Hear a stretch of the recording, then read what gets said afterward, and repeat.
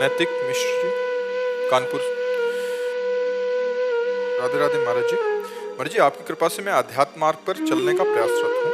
महाराज जी, मेरा प्रश्न है कि निर्वाण मतलब शून्य, शांत भाव, मोक्ष और मुक्ति में क्या अंतर है? एक शब्द है पानी, वारी, तोय, वाटर, इनमें कोई अंतर है? तो निर्वाण, मोक्ष, परम पद, भगवत प्राप्ति, इनमें कोई अंतर नहीं। वो कहा जाता है एक ही बात है। निर्वाण जो है, कैवल्य परम पद जो है, मोक्ष जो है, वो सब एक ही। इसे शून्य स्थिति नहीं कहते, इसे ब्रह्मानंद कहते हैं, भगवदानंद कहते हैं। शून्य का भाव नहीं है, परमात्मा भाव है। शून्य है क्या? परमात्मा है। शून्य क्या है? शून्य क्या है? समस्त जगत ब्रह्म स्वरूप है, परमात्मा स्वरूप है, सत्ता है परमात्मा की। शून्य की कोई सत्ता है क्या? फिर इसका कैसे, तुमको कैसे, कहां से सुनने को मिला? महाराज जी, ये शब्द हम लोग को स्कूल में हमारे सर ने बोला कि इसके ऊपर जांच करके हमें बताना। क्या जांच करके बताना? यही मतलब ये निर्वाण शब्द के ऊपर। ये बुद्धिगत है क्या? निर्वाण माने मोक्ष पद, जीवन मुक्त महापुरुष, काम विजयी, क्रोध विजयी, लोभ विजयी, निर्माण अमोहा, जित संग दोषा, अध्यात्म नित्या विनिवृत्त कामा, द्वंद्व विमुक्ता, सुख दुख संगई, गच्छन्त मूढ़ा पद्भव्यम तक। तो निर्वाण को क्या तुमने ऐसा शब्द समझ लिया कि उसके व्याख्या करने मात्र से निर्वाण को समझ लिया जा सकता है? ये बुद्धिगत है क्या? जो बुद्धि को प्रकाश दे रहा है, जहां तक बुद्धि की पहुंच नहीं है, उसको अनुभव करने वाला निर्वाण पद प्राप्त होता है। ये कोई स्कूली शब्द है क्या? आधुनिक पढ़ाई है क्या?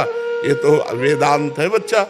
महाराज जी, स्कूल में तो ये भी कहा जाता है कंठी ना पहनो, मतलब कि विरोध किया जाता है कंठी क्यों पहनो। ये पूछ रहे हैं सर, तिलक रज लगा के जाता है, कहते हैं रज क्यों लगा रहे हो, और कहते हैं कि हमने वृंदावन में वास किया है कुछ दिन।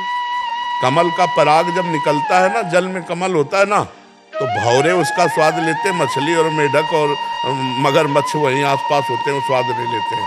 तो वृंदावन आकर के रह गए, लेकिन उनकी बुद्धि में कोई फर्क नहीं पड़ा। महाराज जी, और देखिए गायत्री मंत्र का अनुष्ठान जैसे नहीं करना चाहिए कि वो लोग कह रहे थे कि करो अनुष्ठान, अब इसमें गायत्री मंत्र का अनुष्ठान करने की पद्धति है, जब गुरु के द्वारा यज्ञोपवीत धारण होता है ब्रह्म ऋषि के द्वारा, और फिर वो जब ब्रह्म ऋषि कोई गायत्री मंत्र कान में देता है, फिर उसका अनुष्ठान किया जा सकता है। ऐसे थोड़ी होता है। ऐसे वो जूते पहन के चिल्ला चिल्ला के नहीं तो कौन सिद्ध हुआ जा रहा है? सिद्ध कौन हुआ जा रहा है? ये सब तुम अच्छे बच्चे हो, आध्यात्मिक बच्चे हो, हम तुम्हें धन्यवाद देते हैं कि कम से कम आपकी बुद्धि आध्यात्मिक बात को समझ रही है। ये आज का जो आधुनिक टीचर है, वो अध्यात्म को जो नहीं जानता है, वो तो ऐसे भी उपदेश करते हैं, हस्तमैथुन वीर्यपात करने वाला स्वस्थ रह सकता है। ये छोटे छोटे बच्चे कच्ची उम्र के, अरे कम से कम 20-25 का हो गया, गृहस्थ में गया, फिर वो बात अलग है। ये छोटी छोटी नई फसलें हैं, इनको गंदी आदतें सिखाए। तो आजकल स्कूल में शायद पढ़ाया भी जाता है जी, वो बुक में एक चैप्टर है। हाँ, चैप्टर ब्रह्मचर्य का चैप्टर तो नहीं होगा तुम्हारी बुक? नहीं, आज ये जरूर पढ़ाया जाएगा, ये जरूर पढ़ाया जाएगा। और आप अच्छे बनो, आप ब्रह्मचर्य से रहना, गंदे बच्चों का संग मत करना। आप देखना आप क्या बन जाओगे।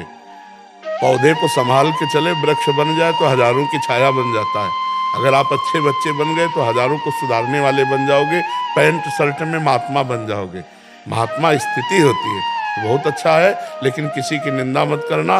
और अब जैसे स्कूल में कह दे कंठी ना पहनो, तो अगर सरकारी विरोध हो तो बात हम नहीं समझते, तो कंठी उस समय भाई जी पहनने को नहीं, पूछेंगे क्यों पहन रहे हो, रज क्यों लगा रहे हो, क्या होता है इससे? अच्छा, रज इसलिए लगाई जाती है, ये भगवत चरणारविंद, गुरु चरणारविंद, महापुरुषों की चरण रज है, वृंदावन की रज। जब उसको लगाते तो हमारी बुद्धि शुद्ध होती है।